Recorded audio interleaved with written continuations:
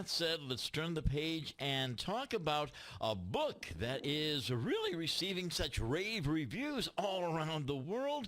A book written by Sandra Champlain titled We Don't Die, A Skeptic's Discovery of Life After Death, with a foreword by Bernie Siegel.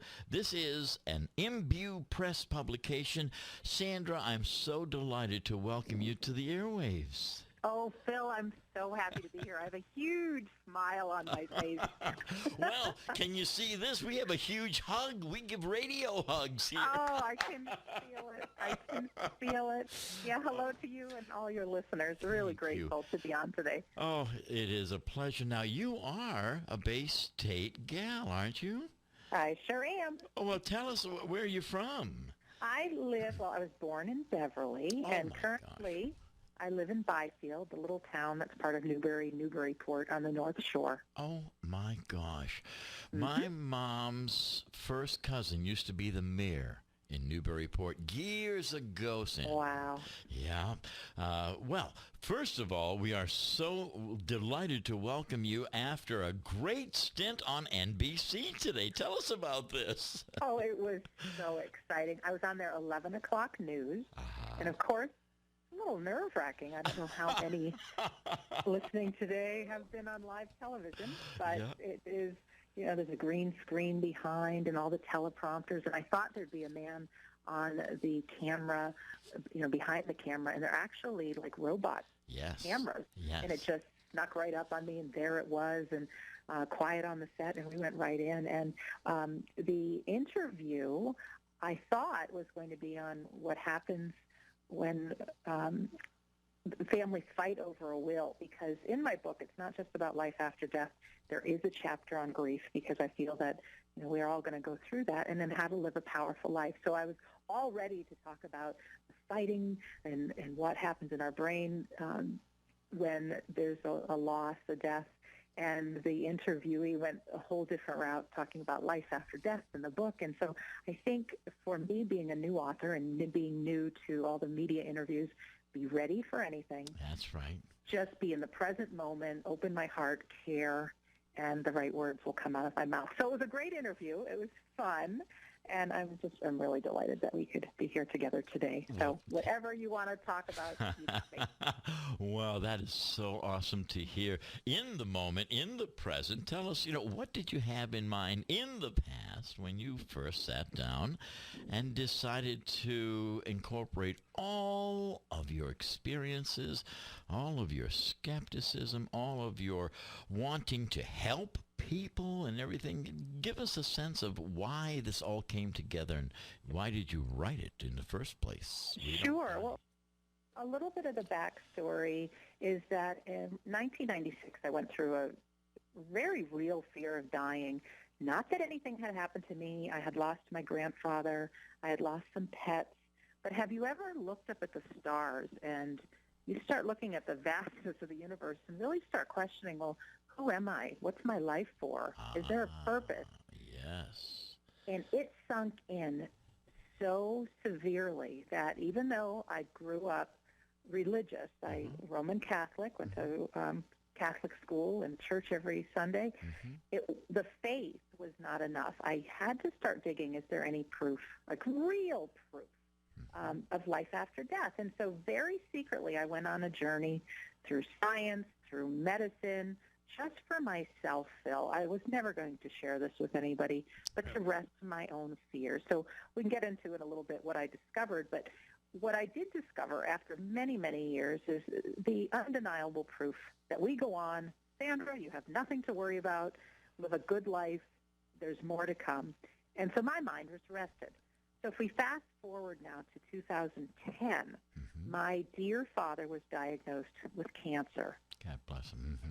And he lived in Florida, and I was the only single child out of 4 of us. And my day job, of all things, I'm a chef for race car teams. So I hear, yeah. Yeah, I travel, and so I could be between races anywhere. So I chose to relocate to Daytona Beach, Florida, to be with Dad and his lady friend. Okay. And over the course of the 5 months, Dad's health deteriorated, And something happened that I never would have predicted. My relationship with my siblings started to crumble. I mean, we would argue about Dad's care because we all loved him and how to best care for him, what his needs were. And even after he passed away, the fights were out of control bad and lots of miscommunications. And, of course, we all know the pain of grief is bad enough when you lose someone. The sleepless nights, the tears that just never stop. I mean, we all expect that we'll be sad when we grieve, but I never expected the level of sadness, depression, really awful. And this happens so often. Oh, yes. Well, we don't talk about it. That's right? the whole thing. Everyone hides it in the closet. Sure, but I don't think we mean to. I think that years ago, people grew up on farms, and it was normal to see birth of an animal, death. We used to care for our elders, and they'd die at home. And we're talking years ago. But now we don't see that much of death. And so when it happens, it's, we can't believe it. It's hard to have it be real. And so grief creates a loss of chemicals in our brain, and we get transported into this new reality that isn't really quite real. It really impacts our thinking, our communication centers, our memory, and it distorts how we see the world. So I started digging into grief and what happens and why it hurts so bad, and I found some answers, like I was just talking about brain chemistry, that I thought, if I could tell people about this, I bet you it could help other people, because it helped me lift myself out of the fog, understand the relationships and things like that. And so being a good Samaritan, and I didn't mean to impact thousands of lives, however, I created an audio called How to Survive Grief. And I bought the domain name survivegrief.com and just posted this free download. It still exists there today. And in a matter of months after my dad died, after I posted it, almost 3,000 people in 15 countries heard it. It started spreading virally. People started emailing me how it saved their relationships. Wow. And 80% of husbands and wives get divorced if they have a child that dies. So if you can imagine now, I'm impacting another relationship so it doesn't end through my words. And then I give people steps to release the pain of grief and move through it a little faster. And like you and I were just discussing, what is grief? Why do we have to feel it? So I give people the world of grief. And then the final straw that had me say, this needs to be written in a book, is I had a gentleman listen to my audio. Yeah. And he looked me straight in the eye and said that it saved his life. And that's a common expression. So I said, oh, thanks. And he looked at me and he held my arm and he said, Sandra, I was done with life. I had my exit strategy planned. And he said, it was like you were in my own brain. You knew my thinking. And he said, I realized everything you were saying was what I was feeling. And when I could make the connection that it was part of the grieving process, I took your steps to get out of it. And he said, now I'm happily in love. I'm engaged. And he says, I wouldn't even have life if it wasn't for your words. Wow. So, Phil, all that put together, boy, inside my heart. Now, I don't want to be known for the rest of my life as a grief lady, because you can hear it in my voice. I'm fun. I'm loving. Yes, you I like are. to empower people to have a great life. And so I did not want a book on grief. I thought now is the time, as much fear as I have about what will people think. I don't want them to think I'm one of these crazy psychic ladies. But if I could deliver this message with integrity, that we don't die, include a chapter on grief, and then empower people to live the best lives that they can while we're here. Because without the fear of dying, there's a whole new way of living life about going after your dreams and making things happen. And, say that person is right in front of you and you're dying to say, I love you, or whatever that is, knowing you'll never really get hurt and there's nothing to be afraid of. People take more chances and ultimately have better results. And that's what I'm about. Oh my God, I love you. Do you hear me? Oh. I absolutely love Sandra Champlain, my special guest, ladies and gentlemen. Look at this book, We Don't Die, A Skeptic's Discovery of Life After Death. And you want to know what people are saying about this? Ask Bernie Siegel, Dr. Siegel, what he thinks about this fabulous book, We Don't Die, by Sandra Champlain. And where can we find the book online, Sandra? Well, everywhere you buy books. So Okay. if you're a Kindle reader, if Yep. you're a hardcover book reader, Yep. Amazon, Barnes & Noble, your favorite bookstore. If your listeners go to WeDon'tDieBook.com, and they can fill out a free form, and they can put WBSM in their in the box.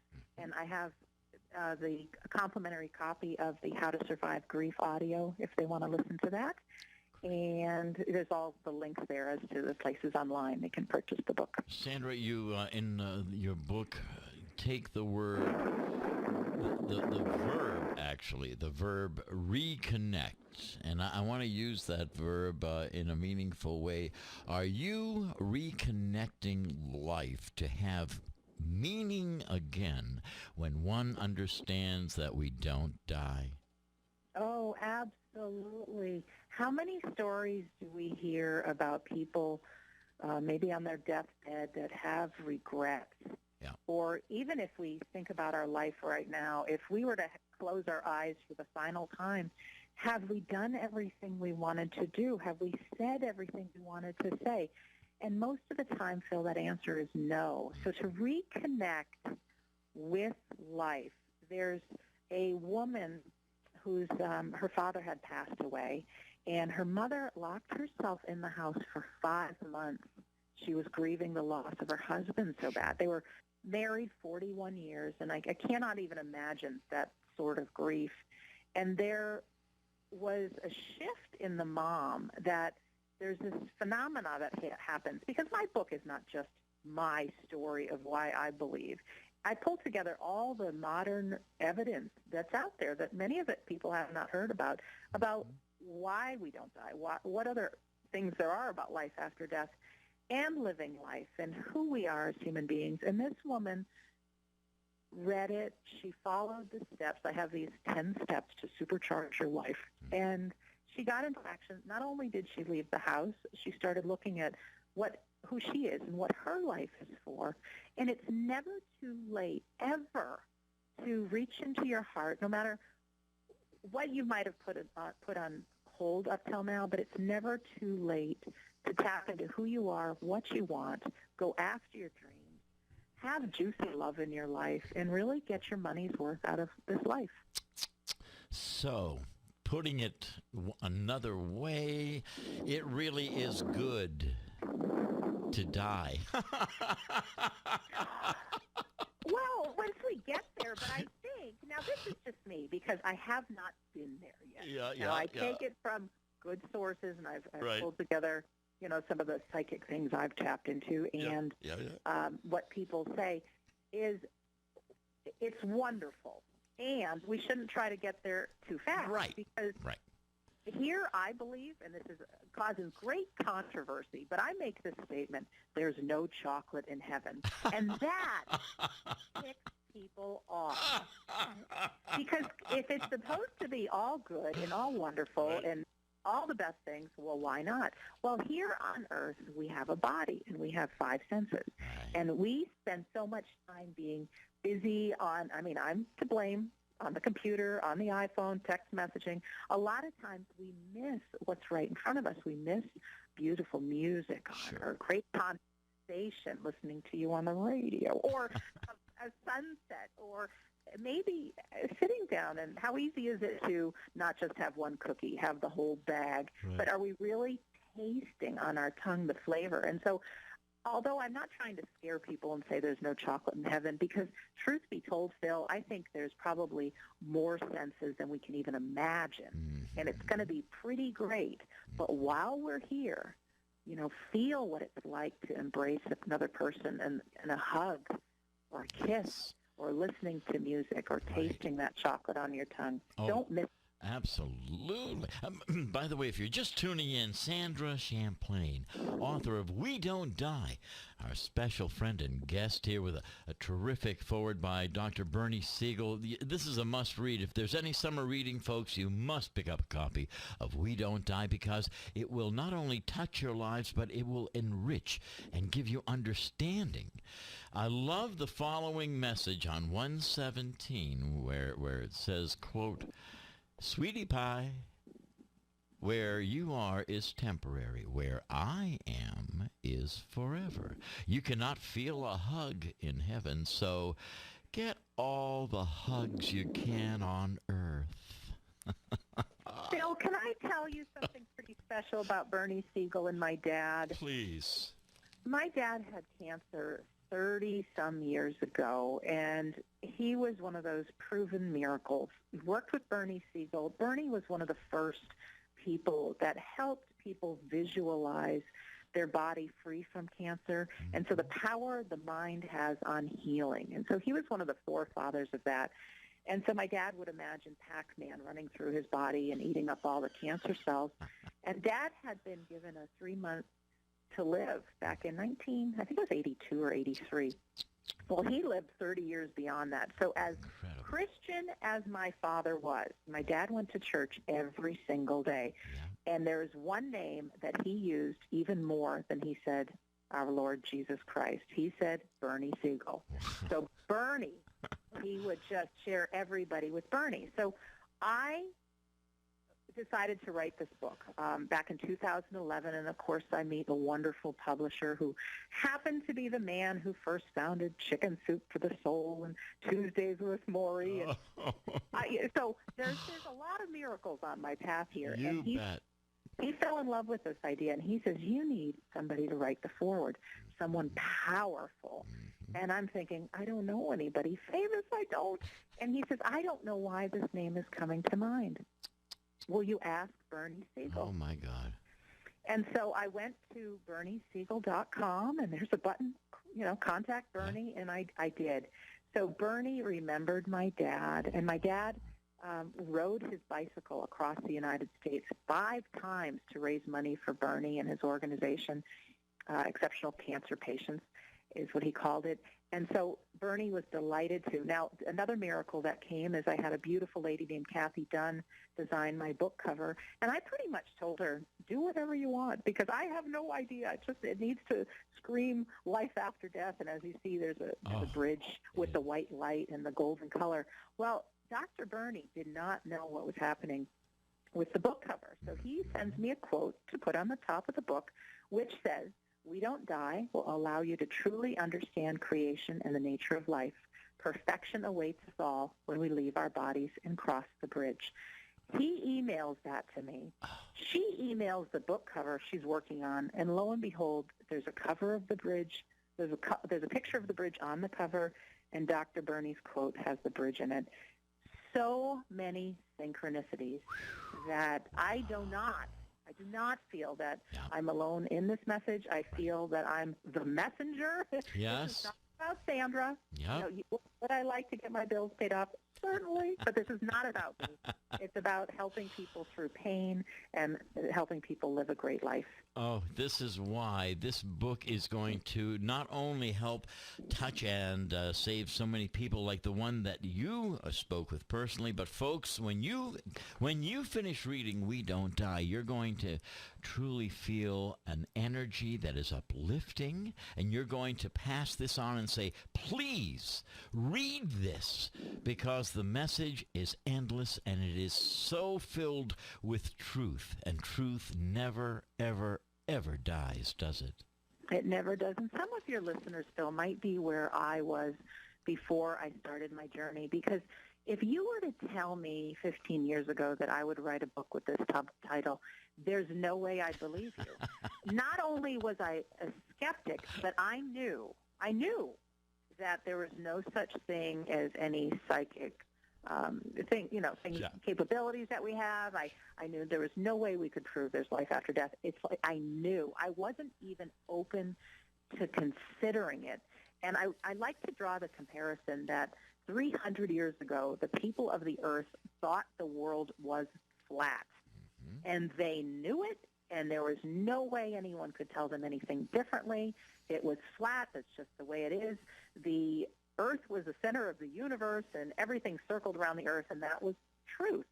So it's so easy for us as human beings to believe what we've been told and that is the truth. And it takes something. It really takes that question of, well, could it be possible? I mean, Albert Einstein said we could look at life like nothing is a miracle or everything is a miracle. Absolutely. So my request is that people consider that even if you've got your hands on your steering wheel right now as you're listening to this, everything that you touch, including the skin on your bones, we're made up of molecules, and inside those molecules are atoms.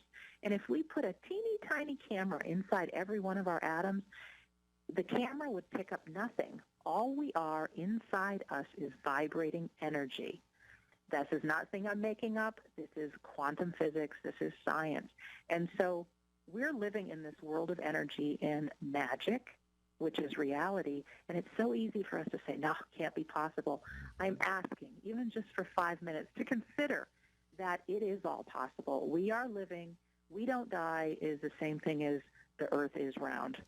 You will find, oh my goodness, this is so awesome. You know, our summer intern who's going to USC this fall is in studio, Sandra. Her name is Courtney Presto.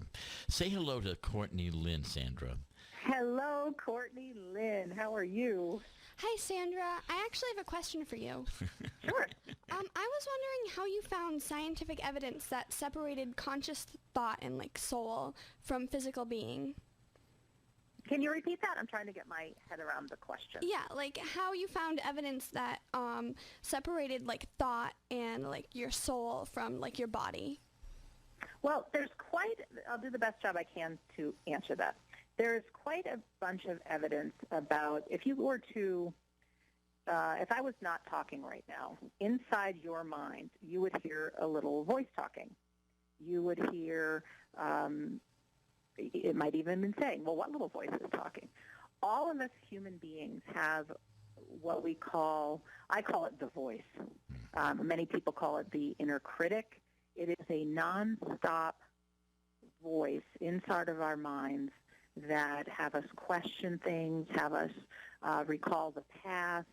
If we get afraid of something, it's that little voice that is comparing that thing that you might be doing next with something that happened in your past. And it's by nature of being human that we all have this voice. It's the same voice that you could be trying to lose weight, and everything inside you is saying, I've got to be healthy, not going to touch that chocolate cake that's in the refrigerator. And suddenly that little voice says, you can have that one little piece of chocolate cake. It won't hurt you. It'll be fine. You just do a little bit more exercise tomorrow. And suddenly you eat, several pieces of the cake. You fall off the diet. And, well, who did you just believe? I mean, this is this little voice inside the head. We all have it. I believe it's based on survival. It is my theory, Courtney, that part of who we are really is this divine soul that goes on. But part of the mystery that keeps us believing that we're just a human, that we're just a skin and bones, is this voice that's in our mind. And so when we can take the time to quiet the mind. Now, a lot of people think, oh, I can't meditate. I don't have time for that. And there's nothing. What's difficult is trying to quiet the mind. So I say if you can take some real deep breaths and just center yourself in the present moment. Like I said, if somebody has their hands on the steering wheel right now, or if you're sitting on the couch, and just pay attention through your eyes maybe of what your surroundings look like. Try to let that little voice in your head be quiet. And there's some magic about being in the present moment. One is I believe that I call it the soul self, that person that we really are, the soul. That's when that comes alive. You've heard people who have invented, Henry Ford inventing the automobile, Steve Jobs with his Apple computer. Some of the greatest minds in the world and greatest inventions went to that place where they quieted the mind. Wow. And these great ideas came from. Some of your favorite songs were found in that quiet place. So although I can't give you the exact anything through chemistry or science, it's more of a trial and error. When you quiet that voice, you get in touch with who I say we really are. Sandra, we have about a minute and a half left now. In the love and gratitude that we're going to give you with this radio hug, let me ask you to step away from We Don't Die for a moment. Okay. And all of the experiences, and tell me, what have you learned about life itself by doing everything that you have written down in this book? What has it taught you about life? Oh, it's taught me that there's nothing to be afraid of. I think it's a human dynamic to have fear. And the only way through fear and to the other side of it is actually to walk right through. When I got on the television show, even being on your show today, Phil, I know you're the most wonderful man in the universe, and there's still fear. I mean, so everything I've learned is I am just as human as any person I talk to. Our life is meant to be lived. It's meant to be lived fully, no regrets. No one is going to hurt you. I'm not talking about fear, about touching something hot or jumping off a cliff. I'm talking about the false evidence appearing real. That's an acronym for fear, is to know that fear won't go away. It feels very real, but if you have a dream in your heart, you step into it, you take action, you visualize yourself with the end result. You give gratitude for having it, even if it hasn't happened yet. And with all that, you can produce a life that you cannot even begin to imagine is possible right now. Sandra Champlain, author of We Don't Die. As much as I and Courtney love to hug you, you know what? The joy of your father's spirit is around you at this moment. Oh, thank you. No, thank you. And thank you from our hearts. All the best. Folks, go to WeDon'tDie.com. Sandra, all of our love is with you. Thank you, sweetheart. Thank you, Phil. You Thank betcha. you, Courtney. You bet. Thank you. And we're going to our newsroom next.